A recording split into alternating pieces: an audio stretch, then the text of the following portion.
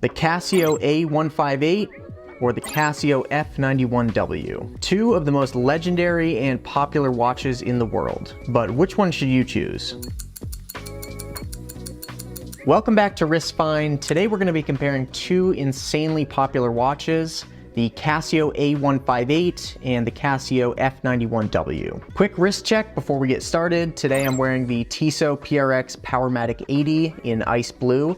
Let me know down in the comments what you're wearing. If you've spent any time looking at watches, you've definitely come across both of these models. The F91W, which I just picked up a few days ago, is supposedly the most sold watch in history. I have a full unboxing and first impressions if you want to check that out after watching this video. The A158WA I've had for a little bit longer and absolutely love wearing this thing. And this also appears to be one of the most sold watches, at least on Amazon. Which, by the way, if you're looking to pick up either of these watches, I'll leave links down below. So let's start with the similarities. The internals of these two watches are exactly identical. They have the exact same electronics on the inside and the same functionality. Both watches feature a stopwatch, an alarm function, the ability to switch back and forth between 12-hour and 24-hour time. They keep track of the date, the day, and even the month. The only thing they're not tracking is the year, so you will have to reset this every 4 years for leap year, but it's also pretty easy to change the time if you switch time zones. The case specs are also nearly identical, with both cases coming in at just over 33 millimeters in width and about 35.5 millimeters lug to lug. The buttons are located in exactly the same place and have the same functionality, and they both feature the same really weak backlight. Both cases are also made out of resin, which is really obvious on the F91W, but the A158 also features a resin case that just looks a little bit more metallic, but it's not actually stainless steel like the rest of the bracelet is.